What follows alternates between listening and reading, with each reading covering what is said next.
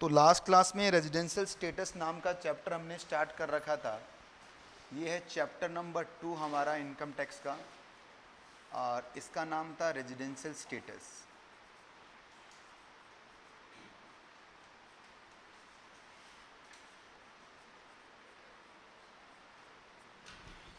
इस चैप्टर के 2 पार्ट हमने देखे थे। एक पार्ट में हम रेजिडेंशियल स्टेटस निकालेंगे बच्चों, और एक पार्ट में हम टोटल इनकम का स्कोप चेक करेंगे।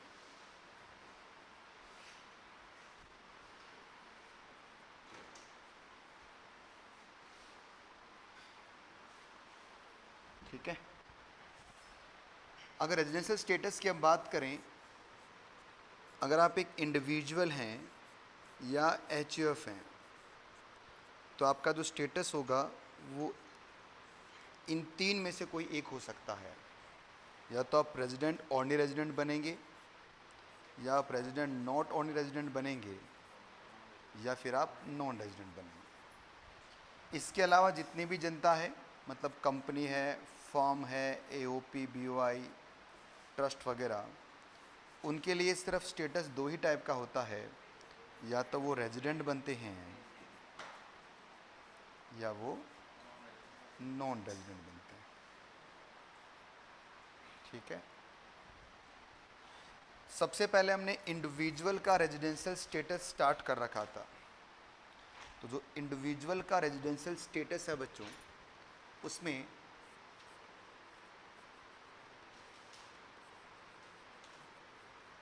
दो बातें हमने देखी थी कि या तो ये रेजिडेंट बनता है फर्स्ट स्टेप के अंदर, या ये क्या बनेगा, नॉन रेजिडेंट फर्स्ट स्टेप के अंदर। ठीक है। ये रेजिडेंट या नॉन रेजिडेंट बनाने के लिए आपको क्या करनी पड़ेंगी, बेसिक कंडीशंस को पूरा करना पड़ेगा। अगर बेसिक कंडीशन पूरी हो गई हैं तो फिर आगे इसको फर्दर क्लासीफाई कर सकते हैं हम रेजिडेंट ऑर्डिनरी रेजिडेंट या रेजिडेंट नॉट ऑर्डिनरी रेजिडेंट में क्लासीफाई हम कर सकते हैं। बेसिक कंडीशन क्या थी बच्चों, 2 ही कंडीशन थी। बेसिक कंडीशन नंबर फर्स्ट क्या था बच्चों, कि सर ये जो आपका प्रीवियस ईयर है, जो 1/4/22 को स्टार्ट होगा और 31 मार्च 23 को एंड होगा, इसके अंदर 182 डेज और मोर आप स्टे कर जाएं इंडिया के अंदर। स्टे का मतलब क्या था, आप चाहे टर्टल वाटर में स्टे करें, चाहे आप इंडिया में स्टे करें, चाहे घर पे आएँ, चाहे बिजनेस के लिए आएँ, कुछ भी करने आओ आप, स्टे में सब कुछ कवर हो जाएगा। ठीक है। यहाँ तक अगर आपने ये कंडीशन पूरी कर दी तो वेल एंड गुड है, नहीं तो आपको दूसरी कंडीशन पूरी करनी पड़ेगी। दूसरी कंडीशन क्या है, प्रीवियस ईयर में तो कितने दिन, 60 और मोर, और उसके पीछे के जो 4 प्रीवियस ईयर है, 4 प्रीसीडिंग प्रीवियस ईयर, इसमें आपको कम से कम कितना, 365 डेज और मोर स्टे करना है। इन दोनों में से एक कंडीशन को आप पूरी कर देते हैं तो आप क्या बन जाते हैं, रेजिडेंट। अगर दोनों ही कंडीशन पूरी नहीं कर पाते, मतलब दोनों में से कोई पूरी नहीं कर पाते, तो आप क्या बन जाएंगे, नॉन रेजिडेंट बन जाएंगे। ये हमने लास्ट क्लास के अंदर देखा था। मैंने बताया था जब काउंटिंग कर रहे हैं आप नंबर्स की, नंबर ऑफ डेज जब आप काउंट कर रहे हैं, तो उस केस में आपको आने वाला दिन और जाने वाला दिन दोनों ही इंडिया में काउंट करके चलना है। ठीक है। यहाँ तक अब हम इसका एक्सेप्शन पढ़ने जा रहे हैं बच्चों। एक्सेप्शन मतलब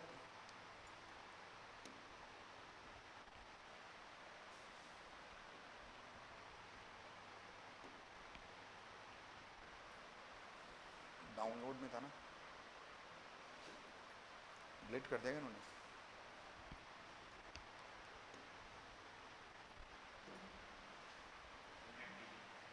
नेट नहीं चल रहा।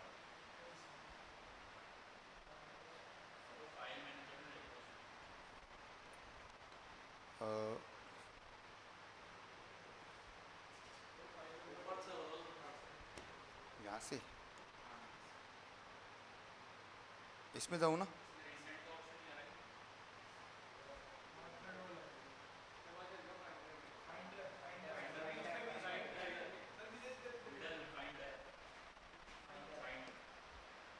फाइंडर में आएंगे अपन। और एक मिनट, एडवांस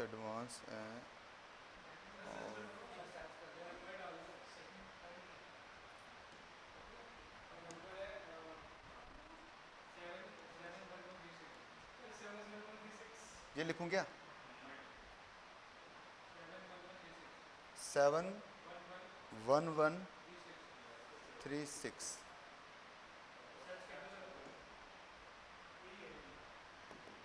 वाह भाई छोरे, तेरे को तो याद है।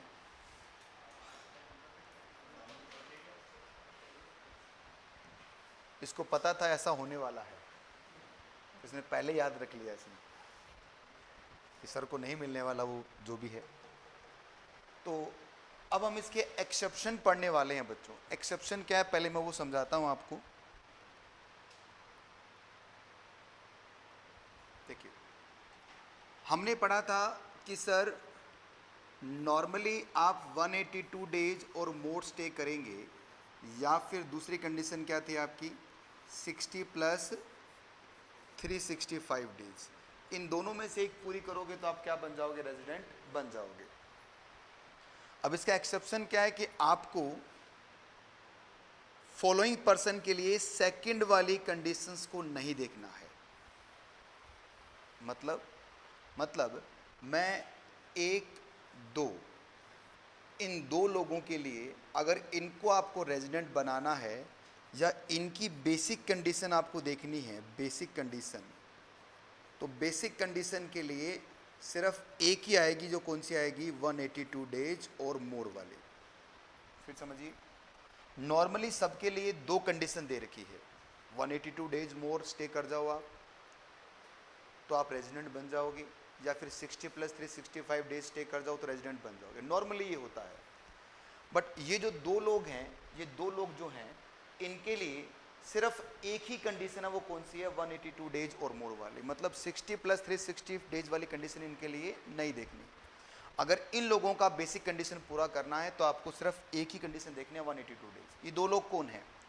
पहला व्यक्ति, अगर कोई व्यक्ति इंडिया से जा रहा है, ठीक है ना, इंडिया को लीव कर रहा है, इंडिया से जा रहा है बच्चों, और वो क्यों जा रहा है?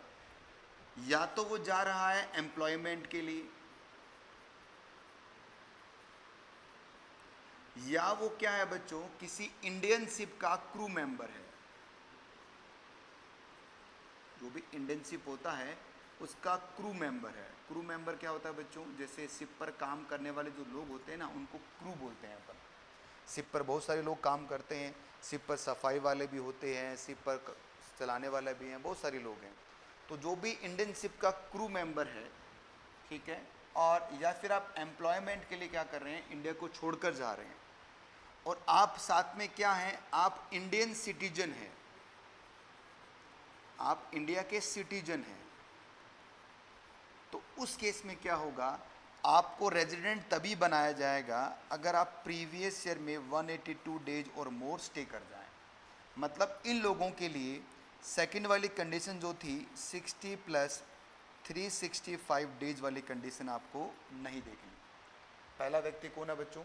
एक ऐसा इंडियन सिटीजन जो इंडिया को छोड़कर जा रहा है एम्प्लॉयमेंट के लिए। फॉर एग्जाम्पल, आज आप सीए बन गए और आपकी जॉब लगी दुबई के अंदर, तो दुबई तो जाना पड़ेगा ना आपको। तो आप इंडियन सिटीजन हैं और दुबई में क्या करने जा रहे हैं? जॉब करने जा रहे हैं।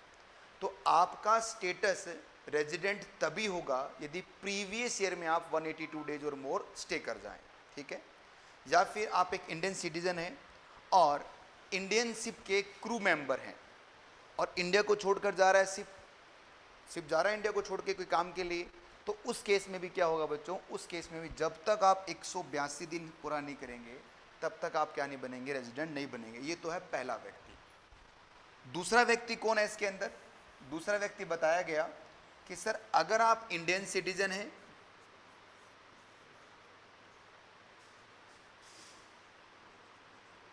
या फिर पर्सन ऑफ इंडियन ओरिजिन है, person of Indian origin,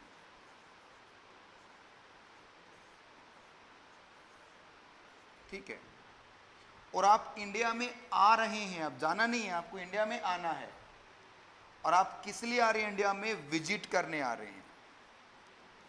visit to India. देखो बेटा, विजिट टू इंडिया का मतलब होता है कि वो व्यक्ति इंडिया में आके वापस चला जाएगा, उसे विजिट बोलते हैं। कि मैं विजिट करने जा रहा हूँ दिल्ली, तो विजिट करने जा रहा हूँ मतलब दिल्ली जाऊँगा, विजिट करूँगा, काम करूँगा और वापस कहाँ आऊँगा, जयपुर आ जाऊँगा। तो ऐसे इंडिया के लोग जो इंडिया में वापस आ रहे हैं सिर्फ विजिट करने। क्या हमारे देश के कुछ लोग हैं जो इंडिया के बाहर रहने लगे हैं क्या? हाँ, वहीं उनके मकान हैं, वहीं उनके बच्चे हैं, वहीं उनकी बीवियां हैं। बीवी है मतलब बाहर 2-3 हो जाती है ना, तो वहीं रह रहे हैं वो। पर वो कभी कभी उनका मन करता है इंडिया में आने का, उनका मन करता है चलो वतन चलते हैं, तो इंडिया का कल्चर देख के आते हैं, यहाँ के जो त्यौहार है, यहाँ के फेस्टिवल को सेलिब्रेट करने आ रहे हैं, यहाँ की शादियों को अटेंड करने आ रहे हैं, तो विजिट करने आ रहे हैं इंडिया में। तो ऐसे लोगों के लिए भी गवर्नमेंट ने क्या बोला कि ये जब तक 182 दिन से ऊपर इंडिया में स्टे नहीं करेंगे तब तक इनको हम क्या नहीं बनाएंगे, रेजिडेंट नहीं बनाएंगे। आई बात समझ में? सोचिए 182 दिन का मतलब लगभग 6 महीना हो गया। 6 महीने तक इंडिया में बैठे हो तो अब खाली तो नहीं बैठे, कुछ ना कुछ तो यहाँ कलाकारी कर ही रहे हो आप। इसलिए गवर्नमेंट ने बोला कि अगर आपने 182 दिन से ऊपर स्टे किया है तभी आप क्या बनोगे, रेजिडेंट बनोगे, अदरवाइज रेजिडेंट आप इस केस में नहीं बनोगे। तो आइए फिर पढ़ते हैं। क्या पढ़ा हमने कि सर नॉर्मली हम देखें तो 182 डेज या फिर दूसरी कंडीशन क्या थी 60 प्लस 365 डेज, ये दोनों में से एक पूरी करनी होती है। बट यदि आप इंडिया के क्या हैं, सिटीजन हैं और इंडिया को छोड़कर जा रहे हैं एम्प्लॉयमेंट के लिए, बिजनेस के लिए, या फिर इंडिया को छोड़कर जा रहे हैं किसके लिए, क्रू मेंबर आप इंडियन शिप के, और साथ में आप इंडियन सिटीजन भी हैं, तो उस केस में ये सेकंड वाली कंडीशन आपको नहीं देखनी। मतलब इन लोगों को रेजिडेंट बनाना है तो क्या करना पड़ेगा, 182 दिन से ऊपर स्टे करवाना पड़ेगा। दूसरा व्यक्ति कौन है इसके अंदर कि सर जो इंडिया में आ रहा है इंडियन सिटीजन है या फिर पर्सन ऑफ इंडियन ओरिजिन है और वो इंडिया में क्या करने आ रहा है, विजिट करने आ रहा है, तो उस केस में क्या होगा बच्चों, उस केस के अंदर वो रेजिडेंट मतलब बेसिक कंडीशन उसकी तभी पूरी मानी जाएगी अगर वो क्या कर दे, 182 दिन से ऊपर स्टे कर ले। आई बात समझ में? आइए पहले इसको मॉड्यूल से पढ़ते हैं थोड़ा सा, उसके बाद में इस पर एनालिसिस करेंगे अपन, पर पहले मॉड्यूल से पढ़ेंगे थोड़ा सा। तो ये मॉड्यूल ये रहा, देखो एक्सेप्शंस की हम बात कर रहे हैं। Exception, the following category of individual will be treated as resident in India only if period of their stay during the relevant previous year amount to 182 days or more.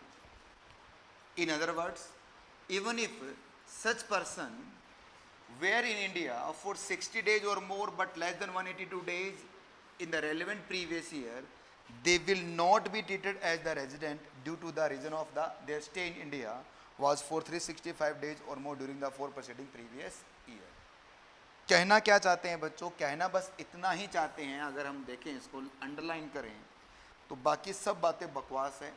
इतना ये बेटा, following person of category of individual will be treated resident in India only if the period of stay during the relevant previous year amount to 182 days और more. बस in other word से तो उन्होंने गड़बड़ कर दिया।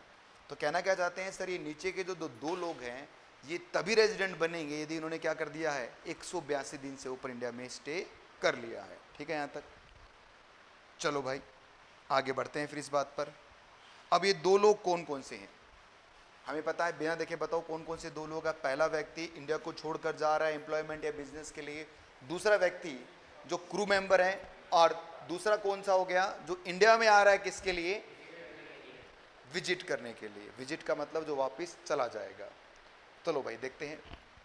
Indian citizen who leave India during the relevant previous year as the member of the crew of Indian ship or the person of employment of outside India। अगर आप एक इंडियन सिटीजन हैं और इंडिया को लीव कर रहे हैं, leave मतलब इंडिया को छोड़ के जा रहे हैं, किसके लिए, during the previous year as the member of crew of Indian ship या फिर for the purpose of employment outside India, या फिर आप एक इंडियन सिटीजन हैं या पर्सन ऑफ क्या हैं, इंडियन ओरिजिन है, who being outside India come on visit to India during the relevant previous year, ये इंडिया में आ रहा है और ये इंडिया से जा रहा है। अब इंडियन सिटीजन का मतलब तुम्हें पता है कि जो भारत में जन्म लेता है वो क्या बन जाता है, इंडियन सिटीजन बन जाता है बच्चों। पर ये जो नया बला है हमारे सामने, ये पर्सन ऑफ इंडियन ओरिजिन क्या होता है इसको हम समझते हैं। इसके ऊपर पहले तो लगाओ MCQ, person of Indian origin पे एमसीक्यू आ सकता है। और इस पर्सन ऑफ इंडियन ओरिजिन को नीचे डिफाइन कर रखा है, देखिए नीचे डिफाइन कर रखा है बच्चों। आप सबसे नीचे जाएंगे तो एक फुटनोट आपको दिया हुआ है, सबसे नीचे एक फुटनोट है, उस फुटनोट में आपको बता रखा है कि पर्सन ऑफ इंडियन ओरिजिन कौन होता है। A person is said to be a Indian origin if he or either of his parents or either of his grandparents was born in undivided India। Undivided India का मतलब क्या है बच्चों? Undivided India का मतलब हुआ, सिर्फ दो ही आता है इसमें, एक तो पाकिस्तान है और एक क्या है, बांग्लादेश, ठीक है ना, दो ही आते हैं अनडिवाइडेड इंडिया में, पाकिस्तान या बांग्लादेश। लिख लेना इसके नीचे।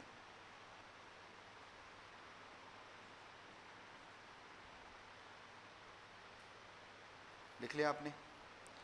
अब इसको हम समझते हैं क्या है ये कहानी कि sir person of Indian origin कौन होता है। देखिए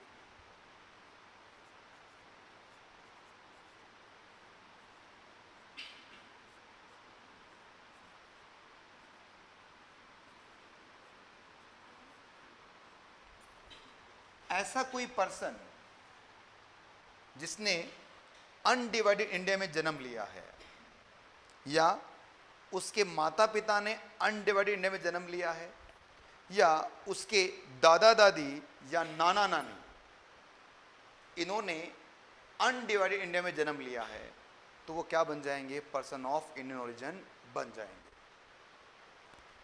अब इसका मतलब सीधी सी बात है बच्चों कि अगर कोई पर्सन 1947 की हम बात करें तो 1947 से पहले अगर पाकिस्तान में जन्म गया और उसके बाद वो कहाँ चला गया, वो यूएस चला गया है, वहीं रहता है, सब कुछ वहीं कर रहा है, और अब वो कहाँ पर आ रहा है बच्चों, इंडिया में आ रहा है वापस घूमने फिरने, तो इसे हम क्या कह देंगे, पर्सन ऑफ इंडियन ओरिजिन। या फिर एक पर्सन के माँ बाप 1947 से पहले पाकिस्तान, इंडिया या बांग्लादेश में जन्मे हैं, फिर उसके बाद में उस पर्सन का जन्म हुआ और अब वो इंडिया में विजिट करने आ रहा है, तो वो क्या बन जाएगा, पर्सन ऑफ इंडियन ओरिजिन। जब मैं सिंपल लैंग्वेज में बताऊं आपको, मैं जैसे मान लो मैं पर्सन ऑफ इंडियन ओरिजिन कब माना जाऊंगा, या तो मेरा जन्म 1947 से पहले हो गया और अनडिवाइडेड इंडिया में हो गया, जन्म के बाद मैं कहाँ चला गया, इंडिया के बाहर चला गया और वापस अब इंडिया में आ रहा हूँ इतने सालों बाद में, तो मैं पर्सन ऑफ इंडियन ओरिजिन। या मेरा जन्म तो नहीं हुआ था पर मेरे माता पिता का जन्म अनडिवाइडेड इंडिया में हुआ है, माता या पिता दोनों में से कोई भी। फॉर एग्जांपल मेरे पिताजी का जन्म 1940 के अंदर पाकिस्तान के इस्लामाबाद में हुआ, फिर पिताजी जन्म के कुछ सालों के बाद में लंदन चले गए, वहाँ पर पिताजी ने लंदन में किसी लड़की से शादी कर ली, वो लंदन की ही थी, फिर हमारा जन्म हुआ। अब मैं भी क्या हूँगा बच्चों, पर्सन ऑफ इंडियन ओरिजिन, क्योंकि मेरे पिताजी अनडिवाइडेड इंडिया में बोर्न हो चुके हैं।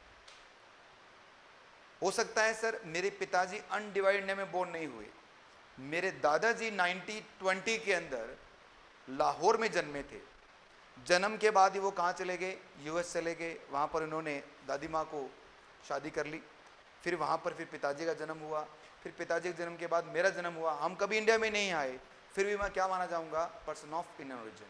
कहने की बात क्या, या तो मैं खुद या मेरे माता पिता या मेरे दादा दादी या नाना नानी किसी का भी जन्म कहाँ हो गया है, अनडिवाइडेड इंडिया में हो गया है, तो मैं क्या बन जाऊँगा, पर्सन ऑफ इंडियन ओरिजिन बन जाऊँगा। सर अगर इंडिया में हो गया तो, अरे इंडिया में होगा तो इंडियन सिटीजन बन गया ना। फिर पर्सन ऑफ इंडियन कब होता है, जब इंडिया में जन्म नहीं हो रहा और कहीं जन्म हो रहा है, ठीक है। हाँ जी,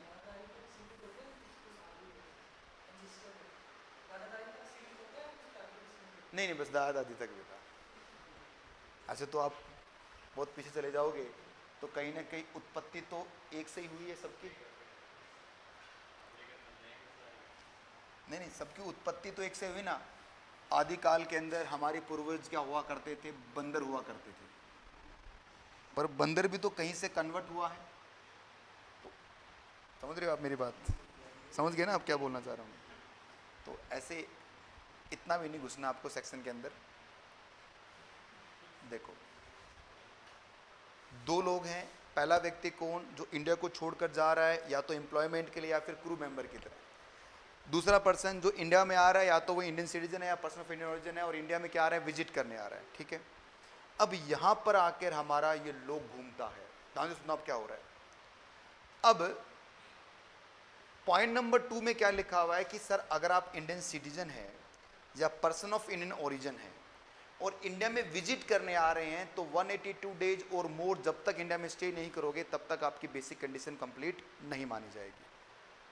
ठीक है, फिर गवर्नमेंट ने फाइनेंस एक्ट 20 के अंदर अमेंडमेंट किया और कहा कि ऐसा कोई व्यक्ति जो इंडिया में विजिट करने आ रहा है, जो इंडियन सिटीजन है या पर्सन ऑफ इंडियन ओरिजिन है, और इंडिया में आके उसकी इंडियन इनकम 15 लाख से एक्सीड कर जाए, तो उस केस में ये जो एक्सेप्शन है वो उससे बाहर हो जाएगा। सर समझ में नहीं आ रहा? देखो बेटा क्या बोलना चाह रहा हूं मैं। अभी हमने क्या पढ़ा, नॉर्मली क्या होता है, या तो 182 डेज और मोर, या क्या होता है 60 प्लस 365 डेज, यही तो होता है। पर ये दोनों कंडीशन, मतलब इनमें से ये वाली कंडीशन नहीं देखनी इन दोनों लोगों के लिए। एक व्यक्ति जो इंडिया को छोड़कर जा रहा है एम्प्लॉयमेंट के लिए, या फिर किसके लिए बच्चों, क्रू मेंबर की तरह। ठीक है, या फिर एक व्यक्ति इंडिया में आ रहा है किसके लिए, विजिट के लिए, या तो वो इंडियन सिटीजन है या वो पर्सन ऑफ इंडियन ओरिजिन है। ओके, बट अब सेकंड वाले के लिए गवर्नमेंट क्या बोल रही है, ये अभी एक्सेप्शन में कवर है। गवर्नमेंट कह रही है अगर ये सेकंड वाले की इंडियन इनकम, सेकंड वाला कौन हो गया, जो इंडिया में विजिट करने आ रहा है, जो इंडियन सिटीजन है या फिर पर्सन ऑफ इंडियन ओरिजिन है, अगर ये सेकंड वाले की इंडियन इनकम 15 लाख से एक्सीड कर जाए, 15 लाख से क्या कर जाए, एक्सीड कर जाए, तो अब ये क्या होगा, अब ये क्या होगा बच्चों, अब ये इस एक्सेप्शन से बाहर आ जाएगा। एक्सेप्शन से बाहर आते ही अब क्या करना पड़ेगा, फिर से दोनों कंडीशन आ जाएगी, पर ये दोनों कंडीशन मॉडिफिकेशन के साथ आएगी। मतलब सर ये तो सही रहेगी, पर यहां जो आपने कितना पढ़ा है 60 पढ़ा है, उसकी जगह कितना पढ़ना पड़ेगा आपको, 120 पढ़ना पड़ेगा। हे भगवान, घूम पे घूम जा रहा है। फिर सुनो, नॉर्मली क्या होता है बच्चों, 182 डेज और मोर, ये होता है नॉर्मली, या 60 प्लस 365 डेज, ये नॉर्मल है। पर ये दोनों कंडीशन नहीं देखनी दो लोगों के लिए, ये एक पहला है और एक ये दूसरा है। दूसरा कौन सा है, विजिट करने आया है जो, पर जो विजिट करने आया अगर उसकी इनकम 15 लाख से एक्सीड कर जाए, तो अब उस केस में क्या होगा, उस केस में ये जो कंडीशन आपने काटी थी ये वापस रिवाइव हो जाएगी, पर रिवाइव होगी मॉडिफिकेशन के साथ, और यहां पर अब क्या हो जाएगा, 60 की जगह कितना हो जाएगा, 120, और ये 365 ही रहेगा। आगे समझ, आइए पढ़ते हैं। पहले कोई बात नहीं, टेंशन मत लो, इसको तो इतना चीर फाड़ करेंगे अपन कि दिमाग में बैठा दूंगा आपके मैं। सेकेंड पॉइंट, इंडियन सिटीजन और a person of Indian origin who being outside India come on visit to India during the relevant previous year. However, such person having the total income other than the income from foreign sources, other than the income from foreign sources, इसका मतलब क्या हो गया, लिखिए आप, अगर आपके पास ये है तो यहाँ से अंडरलाइन करेंगे आप, other than from the foreign sources, that is income which accrue or arise outside India except the income from the business control from the profession set up in India and which is not deemed to be accrue or arise in India. लिखो, that is Indian income.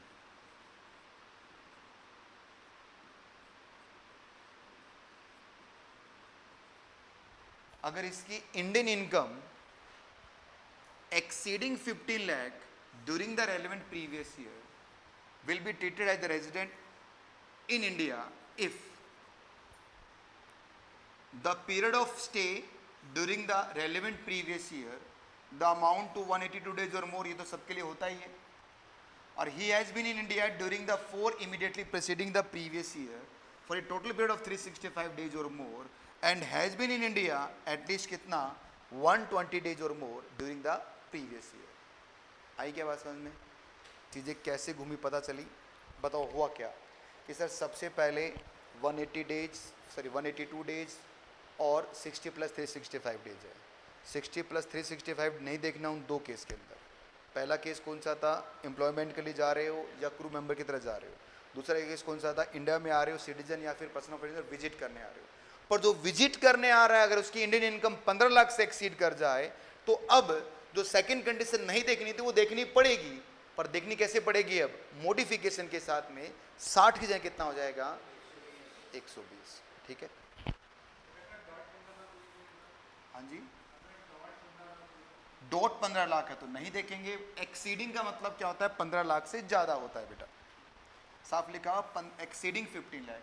अगर पूरी 15 लाख है तो आप इसी point में cover रहेंगे, आप इसमें कवर नहीं होंगे। अगर 15 लाख 1 रुपया हो गया तो अब आप किस में आ गए हैं? सेकंड वाले में आ गए। ठीक है, हाँ जी,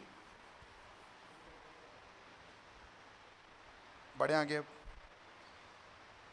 अब एक बहुत पहले एक अमेंडमेंट हुआ था, उस अमेंडमेंट को मैं करवा देता हूं। अब आज के टाइम पर अमेंडमेंट इतना इंपॉर्टेंट नहीं है। क्या अमेंडमेंट हुआ था देखिए बच्चों, हुआ क्या था देखिए। ये जो सिप है, हमने पढ़ा कि सर जो क्रू मेंबर होते हैं सिप के, उनके लिए जब तक वो 182 डेज और मोर स्टे ना करें तब तक वो रेजिडेंट नहीं बनते। तो बच्चों सिप के जो क्रू मेंबर हैं उनके साथ में एक थोड़ी प्रॉब्लम है। प्रॉब्लम क्या है? ऐसा कोई सिप जो इंडिया को छोड़कर जाएगा, तब ऐसे सिप तो ऐसे छोटा सा सिप तो है नहीं कि मैं बैठ के चला गया, ये बहुत बड़े बड़े सिप होते हैं भाई। तो होता क्या है कि क्रू मेंबर इस सिप पर आके बैठता है, फिर गेस्ट आते हैं सारे के सारे। गेस्ट आने के बाद में फिर सिप चलता है और फिर चलने के बाद वापस सिप घूम घाम के इंडिया में वापस आता है। फिर सारे गेस्ट उतरते हैं और लास्ट में क्रू मेंबर उतरता है। ठीक है, प्रॉब्लम ये आ रही थी कि सर क्योंकि सिप किनारे के पास तो आ नहीं सकता क्योंकि बहुत बड़ा होता है भाई, तो ये समुद्र में दूर खड़ा रहता है। तो अब ये क्रू मेंबर इसमें अंदर बाहर होता रहेगा क्योंकि गेस्ट आ रहे हैं जा रहे हैं, कभी अंदर आ रहा है कहीं बाहर जा रहा है। तो इस केस में इसका नंबर ऑफ डेज कैसे काउंट करें? तो अब एक क्लैरिफिकेशन डाला गया लॉ के अंदर और इस क्रू मेंबर का नंबर ऑफ डेज निकालना बताया कि हम बताते हैं कैसे निकलेगा। देखो भाई, जब भी इस शिप में आप बैठते हो, जब भी शिप में आप आओगे तो आपकी ड्यूटी ऑन हो जाएगी। तो ड्यूटी ऑन होगी तो इस शिप के ऊपर एक रजिस्टर होता है बच्चों, जिसको डिस्चार्ज सर्टिफिकेट बोलते हैं, अपन डीसी बोलते हैं। इस डीसी पे जिस दिन आपने साइन कर दिया, मान लो ये साइन कर दिया मैंने डीसी के ऊपर, तो ये साइन कब हो रहा है सर? 15 अगस्त 2022 को। इसका मतलब मैं इस शिप में अब आ गया। अब ये शिप जाएगा, कहाँ जाएगा बच्चों? यूएस वगैरह में घूम घाम के वापिस शिप घूम कर आएगा।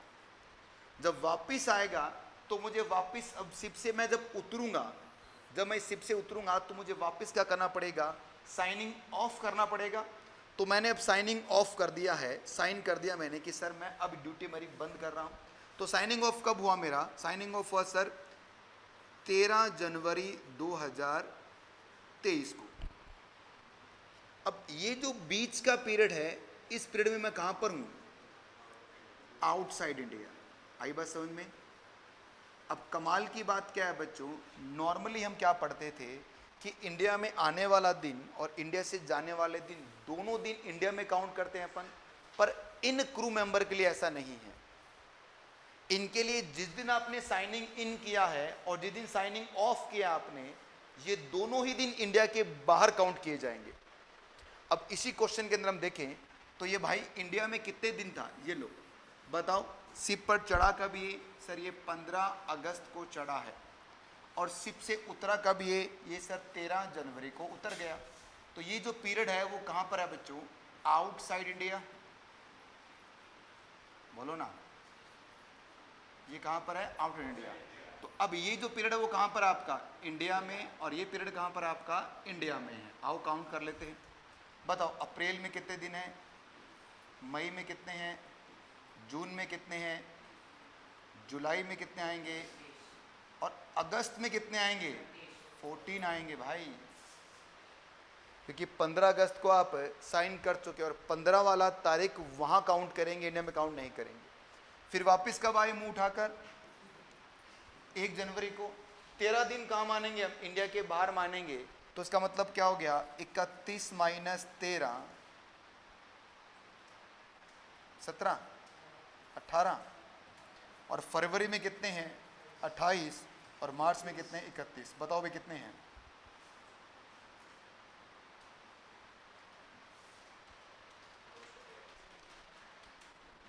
टू 42, 213।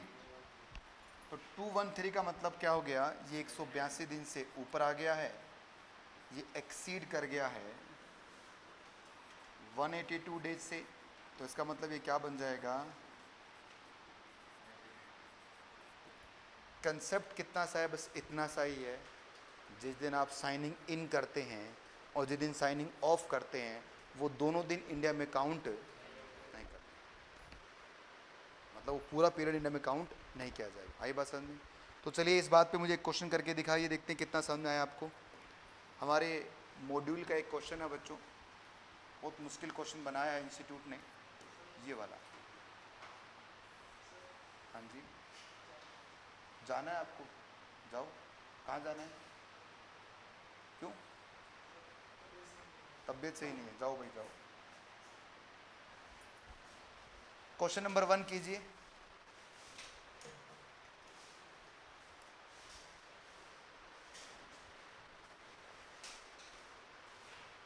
मिस्टर आनंद एक इंडियन सिटीजन है।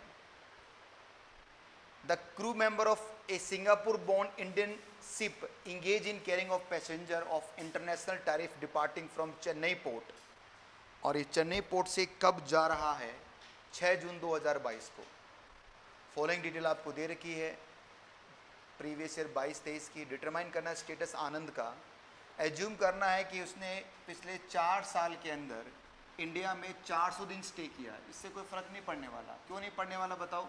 क्योंकि आनंद इंडिया को छोड़कर जा रहा है, और क्योंकि ये इंडियन शिप का क्रू मेंबर है, तो यहाँ पर 182 डेज और मोर ही देखना है। ये जो 400 दिन दिए हैं सिर्फ आपको बहलाने फुसलाने के लिए दिया हुआ कि आप इस जाल में फंस जाओ। नहीं फंसना भाई, क्योंकि हमें पता ही एक्सेप्शन में कवर है। 182 दिन से ऊपर स्टे करेगा तो क्या बन जाएगा? Resident, otherwise non resident. अब बताओ बच्चों, इसने डीसी पे साइन कब किया? The date of into the continued discharge certificate in respect of joining the ship of mister Anand कब साइन किया है? 6 जून को। अगर मैं इसका डायग्राम बनाऊं तो ये 1/4/2022 को स्टार्ट होगा और 31 मार्च 2023 को ख़त्म हो जाएगा। बताओ भाई, डीसी पे साइन कब हुए हैं? 6 जून 2022 को। और ये वापस कब आया बच्चों इंडिया में? 9 दिसंबर। तो 9 दिसंबर 2022 को। ये पीरियड कहाँ पर मानोगे आप? Outside India. ठीक है भाई, बोलो ना। तो इसका मतलब ये पीरियड इंडिया में है और ये पीरियड इंडिया में है। कर लो भाई काउंट, कितना कितना पीरियड आएगा बताओ। चौथे महीने में कितने दिन होते हैं? 30। पाँचवें में कितने आएंगे? 31। छठे में कितने आएंगे बच्चों? 5 दिन ही तो आएंगे, क्योंकि 6 को चला गया तो 6 को तो इंडिया में काउंट नहीं करना, तो मतलब 5 दिन इंडिया में था। और फिर वापस कब आ रहा है? ये दिसंबर में। तो दिसंबर में 9 दिन छोड़ दीजिए आप, तो 31 माइनस 9 कितना हुआ? 22 हुआ क्या? देख लेना भाई। फरवरी में 28 और मार्च में कितना है? 31। करो काउंट। 170 और 178 डेज का मतलब क्या हो गया कि आनंद जी क्या बन चुके हैं? क्यों नॉन रेजिडेंट बना आनंद बताओ? क्योंकि 182 डेज से कम है और इसको 60 + 365 डेज वाली कंडीशन नहीं देखनी है। बोलिए ना। आया समझ में क्या?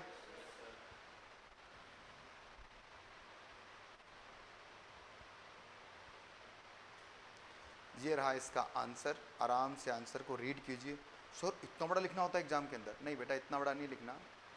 पहली बात, ऐसे क्वेश्चन एग्जाम में नहीं पूछता, फिर भी पूछेगा भी तो 2 नंबर में क्वेश्चन आएगा, और 2 नंबर में आपको सिर्फ 4 लाइनें लिख के आनी है। कितना भी स्टे इंडिया में 178, ये निकाला क्या हमने? 178 डेज। तो इसका मतलब हमारा आनंद जी वो क्या है? He is non resident for previous assessment year 23-24। पढ़िए आराम से पूरा आंसर पढ़ो, सामने देखिए पूरा आंसर पढ़ो।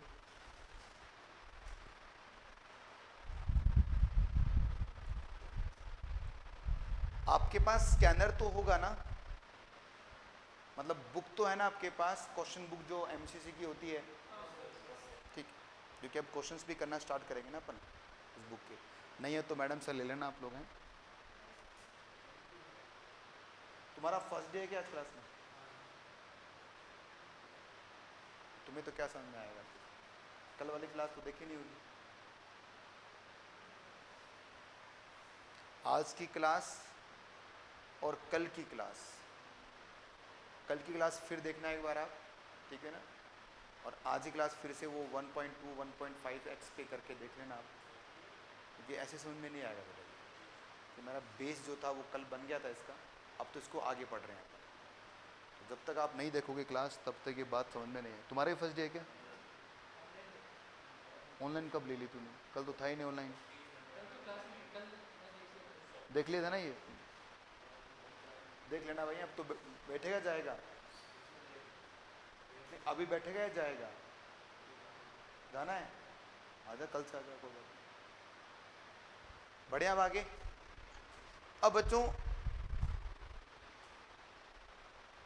इसके बाद में हम डीम्ड रेजिडेंट का कंसेप्ट पढ़ने जा रहे हैं। डीम्ड रेजिडेंट क्या होता है?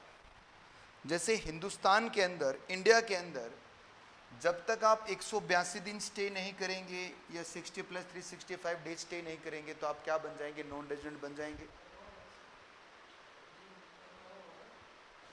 एक बार रुको बेटा, इंडिया में रूल क्या है? जब तक आप 60 डेज + 365 डेज या 182 डेज से ऊपर स्टे करोगे तभी रेजिडेंट बनोगे। वैसे ही दूसरी कंट्रीज में भी होता है भाई। हो सकता है जापान के अंदर 100 डेज हो सकता है सर अमेरिका में 90 डेज हो। अरे इनकम टैक्स खाली इंडिया में ही थोड़ी है, हर कंट्री में लगता है इनकम टैक्स तो। और रेजिडेंशियल स्टेटस नाम का जो आप चैप्टर पढ़ रहे हैं वो हर एक कंट्री में होता है।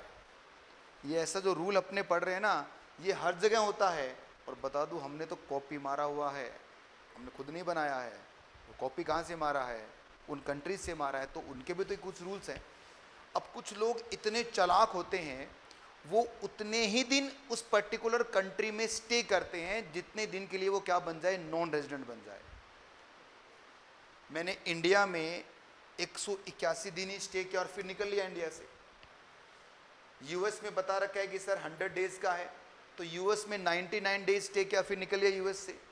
फिर पहुंच गया जापान, जापान में 60 डेज का है, 59 डेज स्टे किया, फिर निकल लिया जापान से भी। तो ऐसे घुमक्कड़ जाति के लोग जो अलग अलग कंट्री में घूम लेते हैं और हर एक कंट्री में नॉन रेजिडेंट बन जाते हैं। सोचिए, हर कंट्री के लिए क्या बन गए वो? Non resident. तो इसका मतलब उनका तो टैक्स कहीं पर भी नहीं लगा, इनकम भी कमाया, जेब में भी डाल लिया, और घुमाई की घुमाई हो गई और टैक्स भी नहीं देना पड़ा। ये ऐसा चले जा रहा था। पिछले 42 साल से लोग इस तरह से बेनिफिट उठा रहे थे इस टैक्स के लूप होल का। फिर फाइनेंस एक्ट 20 में अमेंडमेंट किया और कहा देखिए बाकी देशों के लोगों की तो बाकी देश जाने, हिंदुस्तान तो सिर्फ अपने लोगों के लिए बोल सकता है। और कहा कि देख, अगर तू इंडियन सिटीजन है, ठीक है, और तेरी इंडियन इनकम 15 लाख से ज़्यादा की है और तू किसी दूसरी कंट्री में टैक्स नहीं पे करता, तो अब इंडिया में चाहे तू एक भी दिन मत आ, हम तुझे क्या बना देंगे? रेजिडेंट बना देंगे। आई क्या बात समझ में? देखिए 15 लाख वाला जो कंसेप्ट है वो 2 जगह दे रखा है। फिर देखते हैं कि sir under section 6 subsection 1A क्या बोलता है। ये कहता है कि अगर कोई पर्सन इंडियन सिटीजन है,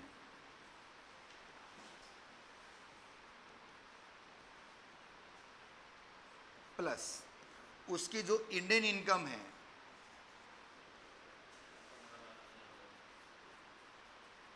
वो एक्सीड कर जाए 15 लाख से, और प्लस वो किसी दूसरी कंट्री में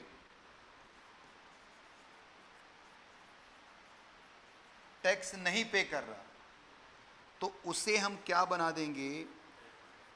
deemed resident. Sir deemed word क्यों यूज किया है? क्योंकि बेटा रेजिडेंट बनने के लिए आपको कम से कम 182 या 60 दिन तो रहना पड़ता है ना इंडिया में। अगर ये वाला बालक एक भी दिन इंडिया में नहीं भी आया तो भी इसे हम क्या बना देंगे? रेजिडेंट बना देंगे। आई बात समझ में? रूल क्या है कि आप इंडियन सिटीजन है, यहाँ पर पर्सन ऑफ इंडियन ओरिजिन नहीं है, आपकी इंडियन इनकम 15 लाख से एक्सीड है और आप किसी दूसरी कंट्री में टैक्स पे नहीं कर रहे, तो आप क्या बन जाएंगे?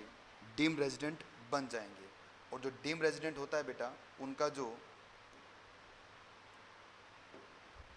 देखो ये जो स्पेस आपके पास रखा हुआ है, इस स्पेस में यूज करके आप लिखोगे। स्पेस पड़ा ना आपके पास, इसमें लिखिए if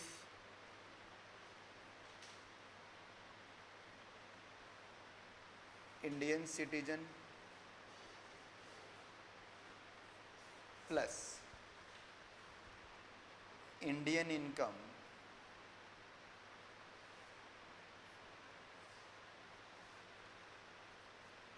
exceed 15 lakh plus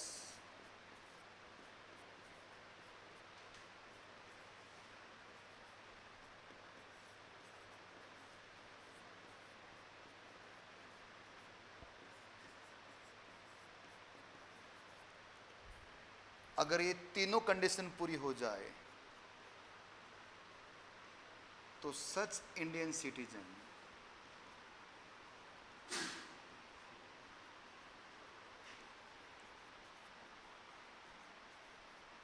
deemed as resident. और ये रेजिडेंट कौन सा होता है? हमेशा RNOR होता है।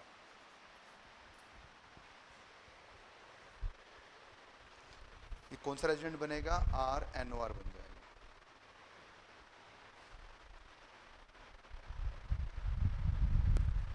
आप लोग अपना रजिस्ट्रेशन करवाइए भाई इंस्टीट्यूट ICAI के अंदर, ताकि आपको ICAI मॉड्यूल्स प्रोवाइड करवा सके।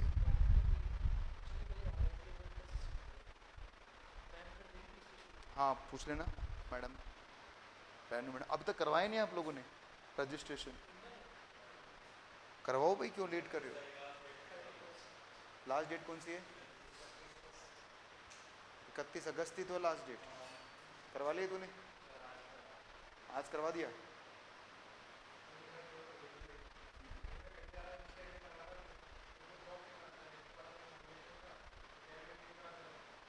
करवाया नहीं करवाया? पेंडिंग में चला गया? पेमेंट भी लग गया?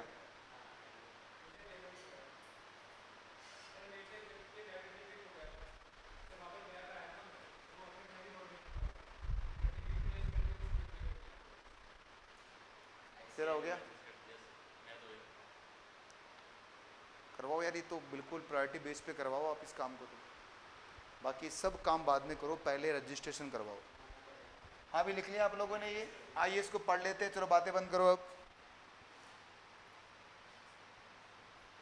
क्या लिखा हुआ है? Deemed resident,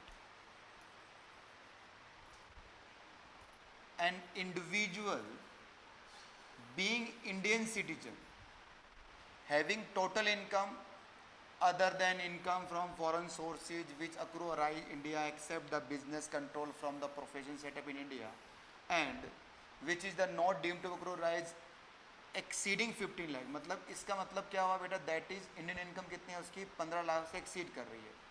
during the previous year it would be the deemed to be resident in India in that previous year if he is not able to pay tax in any other country or territory, region of his domicile or residence, or any other criteria of similar nature, कि किसी country में आप tax इसलिए नहीं पे कर रहे क्योंकि उस पर्टिकुलर कंट्री के आप क्या नहीं बन पाए, रेजिडेंट नहीं बन पाए, तो इस केस में आप क्या बन जाओगे, डीम्ड रेजिडेंट बन जाओगे. However this provision will not apply in case the individual with the resident of India in previous year as per section 6(1).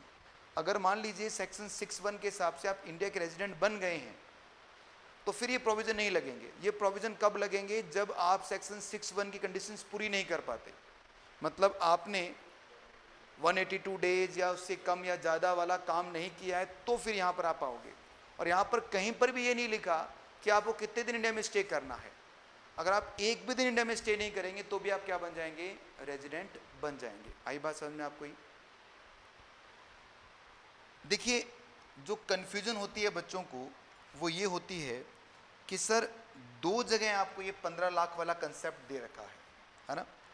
तो आइए हम इसको समझते हैं, दोनों में डिफरेंस क्या है और दोनों में सिमिलरिटी क्या है. 50 लाख वाला जो कंसेप्ट है उसमें डिफरेंस क्या है. एक तरफ तो है बच्चों विजिट टू इंडिया और एक तरफ है डीम्ड रेजिडेंट.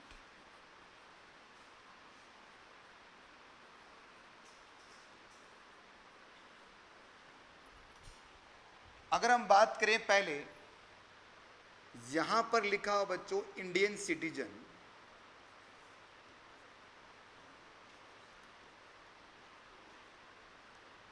और पर्सन ऑफ इंडियन ओरिजिन.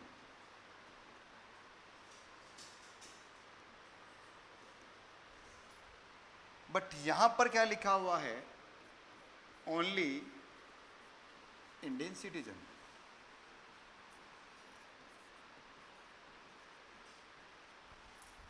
इस बार एग्जाम में इस पे क्वेश्चन आया था, ध्यान से पढ़ना इसको. दूसरी बात क्या है, यहां पर इंडियन इनकम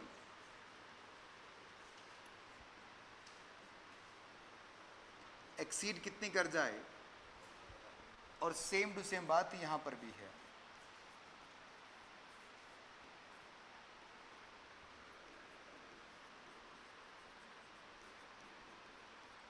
$50 लाख से एक्सीड कर जाए. थर्ड पॉइंट, ये जो पर्सन है बच्चों आपका, ये पर्सन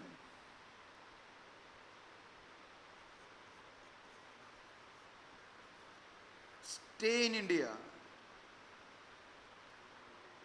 120 प्लस 365 डेज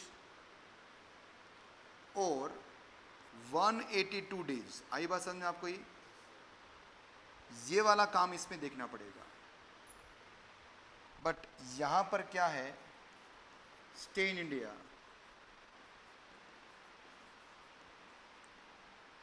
और नॉट स्टे इन इंडिया.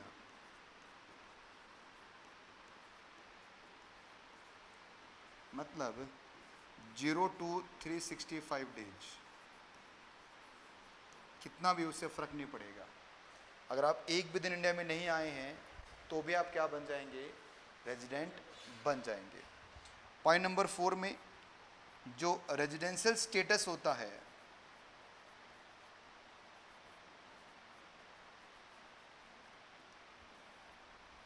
इसका क्या होगा बच्चों, ROR, सॉरी RNOR.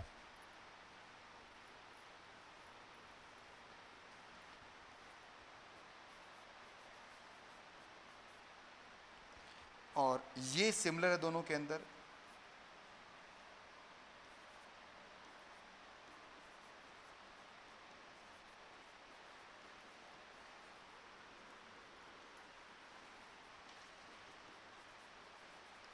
इन दोनों का स्टेटस ऑलवेज क्या होता है, RNOR. तो जहां भी 15 लाख वाला कंसेप्ट आएगा तो इनमें दोनों का क्या मानोगे आप. बेटा इसको यहीं लिख लेते ना,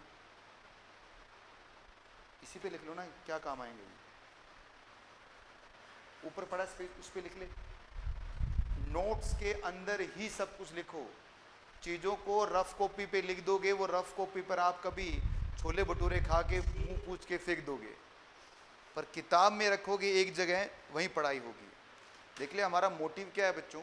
जब आप कोस्टिंग का एग्जाम दे के आएंगे उसके बाद में आपके पास लगभग 1.5 दिन होगा पढ़ाई करने के लिए, और इसका कैलकुलेशन हम करें तो 30 आवर्स आपको मिलेंगे जिसमें आप अपना पूरा सिलेबस रिवाइज करोगे। उस 30 आवर्स में आपको सोना भी है, खाना पीना भी है, कुछ और भी आइटम करने हैं। तो अब इस 30 आवर्स में आपको पूरा सिलेबस आप रिवाइज कर सको, ऐसा आपके पास कुछ ना कुछ होना चाहिए। इसलिए सब चीज़ें एक जगह लेके आना। ये नहीं है कि एग्जाम्पल तो उस रफ कॉपी में लिखा था और रूल आपने उस फेयर कॉपी में लिखा था और जो आंसर था वो हमने किताब पे लिख दिया था। अब तीनों को लेके बैठोगे इतना समय नहीं होगा भाई, ठीक है। अब हम एग्जाम्पल लिखेंगे, कर लिया आप लोगों ने? हटा दूं?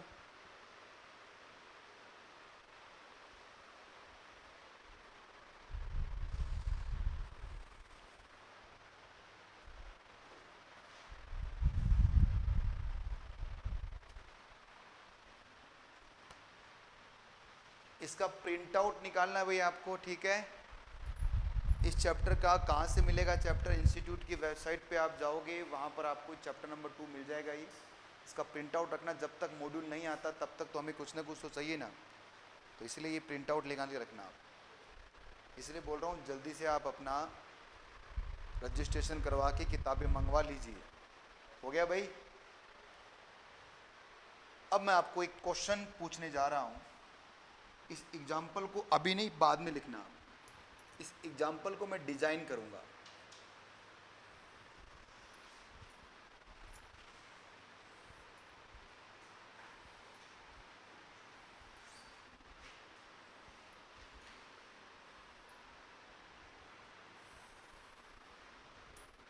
अभी देखो पहले,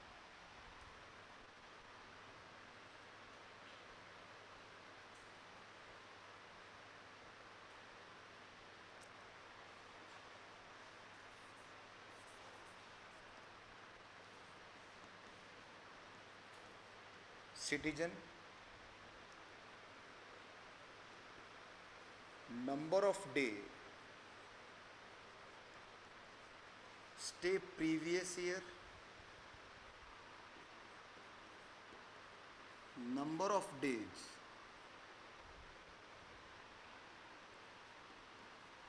stay for preceding previous year. PPY का मतलब होता है प्रीसीडिंग प्रीवियस ईयर, ठीक है। Indian income,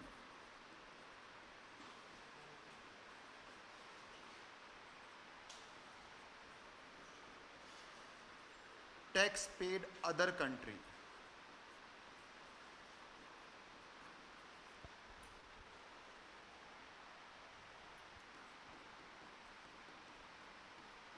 visit to India,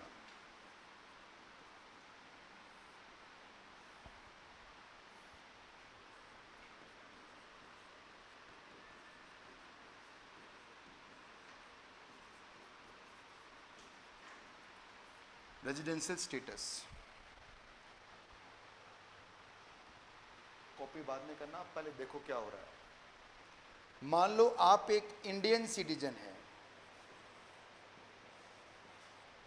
ठीक है। Number of days stay in previous year 184 days, number of days stay in for preceding previous year 5 days only. Indian income कितनी है? 10 लाख है। टैक्स पेड अदर कंट्री में नहीं किया, विजिट करने आप नहीं आए, बताओ स्टेटस क्या है? पहली बात देखिए, क्या 182 दिन से ऊपर रह गया क्या? Yes sir. अगर कोई पर्सन 182 दिन से ऊपर रह जाता है तो आंख बंद करके क्या बना देना उसको? रेजिडेंट। मतलब ये इसके बाद की सारी कहानी क्या है? कोई काम की नहीं है। क्या बन गया आपका? रेजिडेंट। आई पहला पॉइंट समझ में? चलो अब हम बात करते हैं दूसरे पॉइंट की। ये तो पहला। दूसरा, अगर आप एक इंडियन सिटीजन हैं, 90 डे आप स्टे कर रहे हैं, 500 डेज आपने पिछले 4 साल में स्टे किया, आपकी इंडियन इनकम है 10 लाख की, आप अदर कंट्री में टैक्स पे कर रहे हैं और विजिट करने आप आए हैं। सोचिए आराम से, ठंडे दिमाग से। आप क्या सोच रहे हैं? एग्जाम में सीधा सीधा क्वेश्चन आएगा कि भाई बताओ क्या है? ये ऐसे घुमा के क्वेश्चन आता है। लगाओ अपना पूरा दिमाग। सबसे पहले स्टेप में आपको क्या सोचना है? क्या ये 182 दिन से ऊपर आया है क्या? नहीं सर। इसका मतलब 60 + 360 डेज वाला कंडीशन देखना पड़ेगा। पर चेक करो क्या ये एक्सेप्शन में कवर है क्या? आइए चेक करते हैं। क्या ये विजिट करने आया इंडिया में? यस सर, एक्सेप्शन में कवर हो गया। इसका मतलब अगर ये 182 दिन से ज़्यादा स्टे करेगा तभी रेजिडेंट बनेगा। अब चेक करो एक्सेप्शन के भी एक्सेप्शन में है क्या? मतलब सर एक्सेप्शन का मतलब क्या हो गया? ये विजिट करने आ गया है। और क्या इसकी इंडियन इनकम 15 लाख से भी ज़्यादा है क्या? नो सर, मतलब ये नॉर्मल केस है। आई बात समझ में? इसका मतलब ये रेजिडेंट कब बनेगा बच्चों? ना ही 15 लाख से इनकम ज़्यादा है तो डीम रेजिडेंट भी नहीं बन सकता ये, ना ही 15 लाख से ज़्यादा है तो एक्सेप्शन के एक्सेप्शन में भी नहीं आ रहा। पर हाँ, ये क्या है बच्चों? विजिट करने आया है तो एक्सेप्शन में कवर है। और इसका ड्यूरिंग द प्रीवियस ईयर कितना स्टे किया इसने? 90 डेज। इसलिए क्या बन गया ये? Non resident. ये भगवान, ऐसे क्वेश्चन आते हैं। आई समझ में? आप जोड़ी ना चीज़ें, सीधे सीधा देखें तो हमने क्या पढ़ा सर? 182 दिन या फिर 60 + 365 डेज आप रेजिडेंट बन जाओगे। पर 2 केस में एक्सेप्शन बन गया। एक्सेप्शन का भी एक्सेप्शन क्या है? 15 लाख से ऊपर इंडियन इनकम हो जाए तो 120 प्लस क्या देखना है? 365 डेज देखना है। और डीम्ड रेजिडेंट कौन होता है बेटा? जो इंडियन सिटीजन है और पर्सन ऑफ इंडियन ओरिजिन नहीं, 15 लाख से ऊपर इनकम है और दूसरे कंट्री में टैक्स पे नहीं करना तो डीम्ड रेजिडेंट है। कंसेप्ट तो इतना ही है तीनों कंसेप्ट को, पर एग्जाम में तीनों को वो जोड़कर फिर क्वेश्चन पूछता है।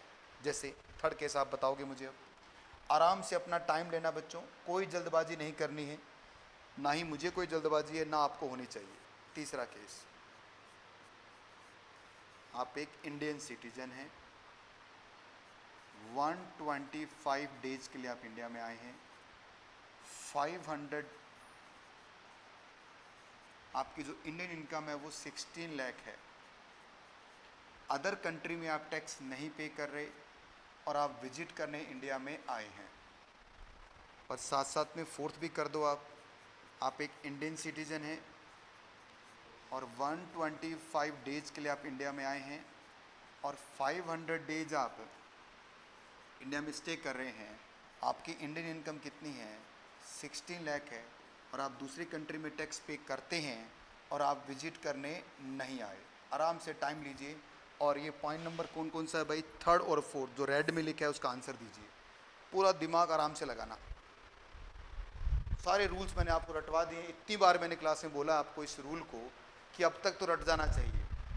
अब एग्जाम के अंदर ऐसे क्वेश्चन आता है तो देखते हैं आप कितना सही कर पाते हैं।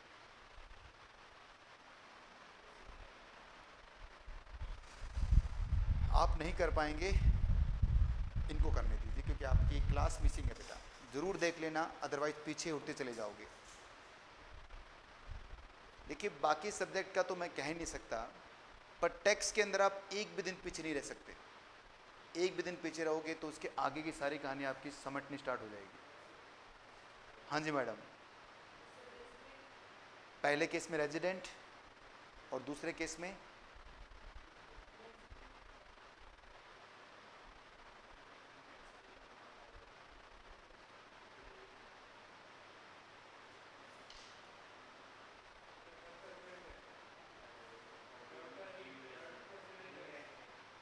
थर्ड वाले में।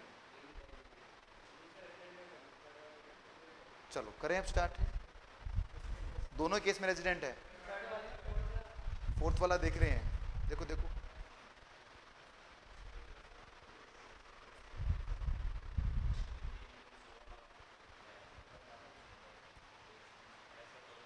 अब सोचिए फिर से। कहानी स्टार्ट होती है, इंडियन सिटीजन है, बहुत बढ़िया। 125 दिन आप इंडिया में स्टे कर रहे हैं और 500 डेज है। अगर देखा जाए तो 60 प्लस 365 वाला कंडीशन तो आपने पूरा कर दिया। पर चेक करो एक्सेप्शन में कवर है क्या, चेक करो भाई, क्या विजिट करने आया क्या, यस सर। क्या एक्सेप्शन के एक्सेप्शन में भी आ रहा है क्या, यस सर आ रहा है। इसका मतलब क्या हो गया, इनकम कितनी आ रही है इसकी, 16 लाख हो रही है। अब क्या ये 120 दिन से ऊपर स्टे कर रहा है क्या, और पिछले 4 साल में 365 दिन से भी ऊपर है क्या, यस सर। इसलिए अब क्या बन जाएगा बच्चों, ये आर एन ओ आर बन जाएगा, क्योंकि ये तो पता ही है ना हमें, 15 लाख वाले केस में हमेशा क्या बनता है, आर एन ओ आर बनता है। आइए इसके अगले वाला करते हैं। अगले वाले केस के अंदर क्या है बच्चों, इंडियन सिटीजन है, 125 दिन, 500 दिन, 16 लाख है और यस है, पर आपने किसी विजिट करने आप नहीं आए, टैक्स पेड दूसरी कंट्री में कर दिया। इसका मतलब क्या हो गया, ना ही तो विजिट वाला केस लग रहा है और ना ही कौन सा केस लग रहा है, डीम्ड रेजिडेंट का केस लग रहा है। अब ये नॉर्मल क्वेश्चन बन गया, मतलब इसको देखने की जरूरत नहीं है 16 लाख को, बस इनको देख के बताओ क्या 60 प्लस 365 डेज हो रहा है क्या, यस सर। इसलिए क्या बनेगा, रेजिडेंट बनेगा। आई क्या बात समझ में, जल्दी से इन चारों पॉइंट को उतार लीजिए आप, क्योंकि इसमें अब चेंज करूंगा मैं। 15 लाख वाले केस में हमेशा आर एन ओ आर बनता है बेटा। नहीं नहीं, ये आंसर इसका आर एन ओ आर होगा, क्योंकि अभी रेजिडेंट इसलिए लिख रहे हैं अपन, क्योंकि हमें ये नहीं पता ये कौन सा रेजिडेंट बनेगा। ये जो आपका केस है ना, रेजिडेंट रेजिडेंट, इसमें ये दोनों बन सकता है, ये आर ओ आर भी बन सकता है, अगर एडिशनल पूरी कर दी, एडिशनल पूरी नहीं की तो क्या बनेगा, ये आर एन ओ आर। यहाँ पर भी ये आर ओ आर बन सकता है, और एडिशनल पूरी कर दी तो क्या बन सकता है, ये आर एन ओ आर। अभी हमें पता नहीं एडिशनल पूरी कर रहा है नहीं कर रहा, पर इस केस में हमेशा ही क्या बनेगा, ये आर एन ओ आर, क्योंकि इस केस में एडिशनल देखनी भी नहीं होती आपको।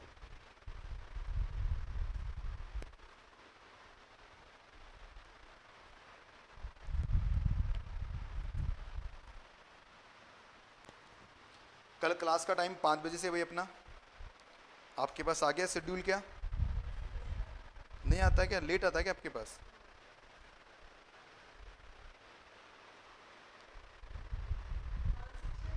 5 से 6:30,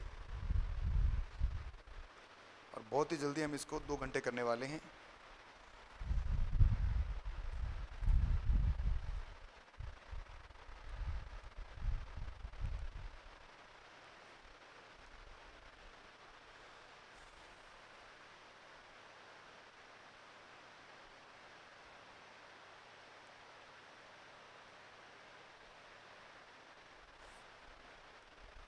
इसका मतलब आपकी जो क्लास का टाइमिंग होगा वो 4 से 5 किसी और टीचर का होगा।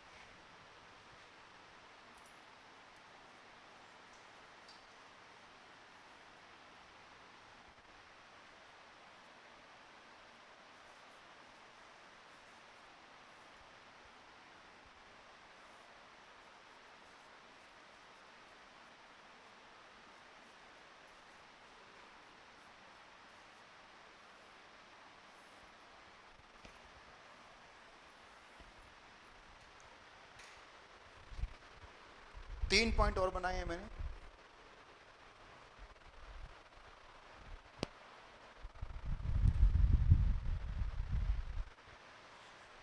यूएस के सिटीजन है आप, मतलब आप इंडियन सिटीजन नहीं है। 112 दिन और 500 दिन, 20 लाख के आपकी इंडियन इनकम है, आपने किसी दूसरे कंट्री में टैक्स पे नहीं किया और इंडिया में विजिट करने आए हैं, बताओ हैं रेजिडेंट और नॉन रेजिडेंट, या फिर रेजिडेंट क्यों होगा? देखिए बच्चों समझिए, जैसे ये यूएस का सिटीजन मैंने यहां लिख दिया, इसका मतलब अब ये जो पॉइंट है ये कोई काम के पॉइंट नहीं है। आई बात समझ में आपको? क्योंकि अगर डीम्ड रेजिडेंट की बात करें वहां पर भी इंडियन सिटीजन बोल रखा था, और अगर विजिट टू इंडिया वहां पर भी इंडियन सिटीजन या पर्सन ऑफ इंडियन ओरिजिन बोला हुआ है। तो इसका मतलब ये जो पॉइंट है आपके 20 लाख, ये देखना ही नहीं है, आपको सिर्फ बेसिक कंडीशन देखनी है, और बेसिक कंडीशन पूरी हो रही है क्या? Yes sir. तो ये क्या बन जाएगा? रेजिडेंट। कौन सा बन सकता है ये नहीं पता हमें, ये ROR भी बन सकता है या RNOR भी बन सकता है, ये डिपेंड करता है ये एडिशनल पूरी करेगा या नहीं करेगा। अगले केस में भी सेम टू सेम है, बस फ़र्क कितना है, मैंने इसको यस और नो यस नो किया है, तो इनको देखना भी नहीं है। फिर से क्या हो चुका है बेटा, 60 + 3 65 डेज हो गया, तो फिर से आंसर ये क्या हो जाएगा? सेम हो जाएगा। लास्ट केस बताइए, 7वां।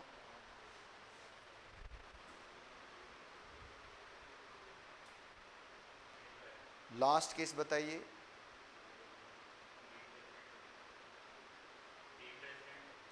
डीम्ड रेजिडेंट बन रहा है क्या?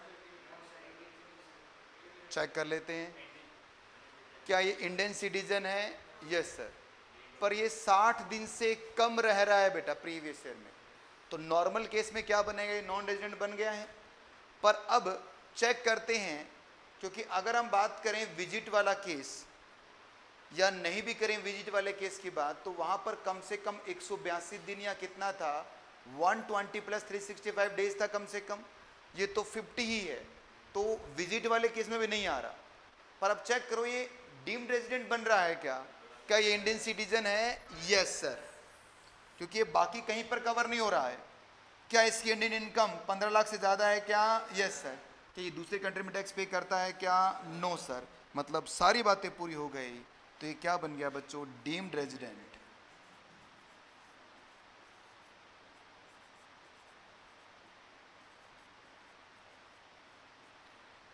अंडर सेक्शन 61A RNOR, और डीम्ड रेजिडेंट हमेशा क्या होता है? RNOR होता है।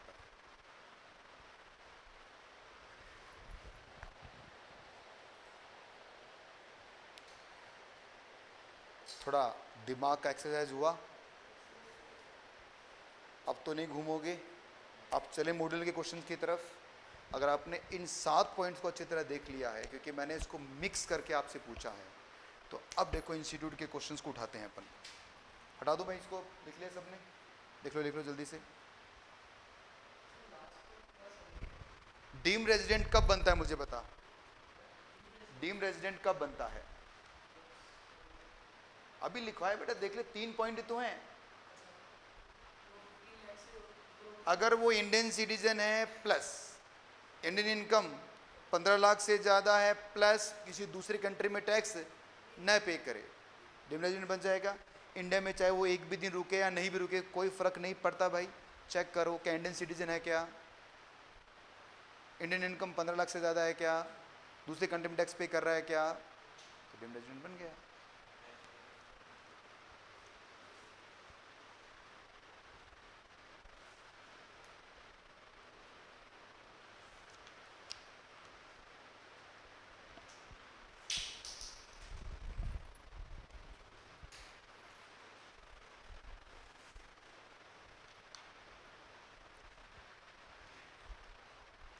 अब आप एक क्वेश्चन निकालोगे बच्चों, जल्दी से अपने मॉड्यूल का एक क्वेश्चन निकालिए। और ये जो क्वेश्चन है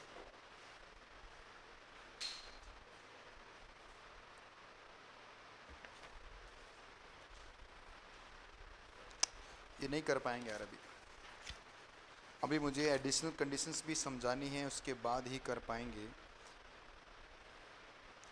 इलस्ट्रेशन नंबर 3 निकालो बच्चों, पेज नंबर 2.10 पर। कर दो जल्दी से, ये तो एकदम बचकाना सा क्वेश्चन है, मेरी मदद की जरूरत नहीं पड़नी चाहिए।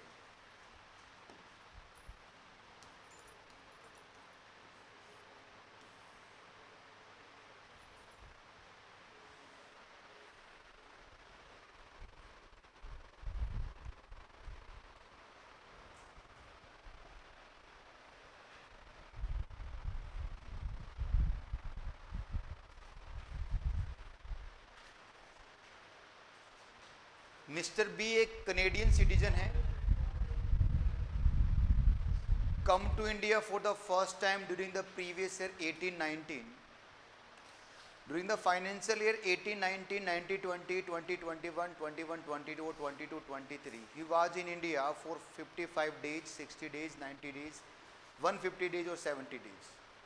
तो इसका मतलब during the previous year 70 days रह गया क्या? पीछे के 4 साल में 365 वो डेज एक्सीड कर रहा है क्या? 355 दिन ही आ रहे हैं खाली। तो इसका मतलब मिस्टर बी जो कनेडियन सिटीजन है, ये क्या बन जाएगा? नॉन रेजिडेंट बन जाएगा। सर मतलब इसमें वो चेक नहीं करना क्या कि इसकी इंडियन इनकम कितने? अरे भाई ये कनेडियन सिटीजन है, वो सब चेक कहाँ करते हैं? हम इंडियन सिटीजन्स के लिए चेक करते हैं। आई बात समझ में आपको? ही तो आंसर क्या होगा इसका? He does not satisfy basic condition under section 6(1), therefore he is a non resident for the previous year 22। बोलिए, आई बात समझ में?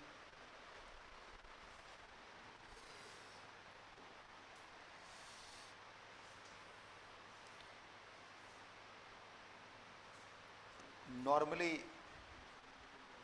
स्टूडेंट ये पढ़ के जाता है और उसको लगता है कि सर एग्ज़ाम में तो ये आसान सा आने वाला है, बट सही मायने में बच्चों, अच्छा नेट ही नहीं है क्या? मैं आपको इस बार जो एग्ज़ाम में क्वेश्चन आया था वो दिखाने वाला था।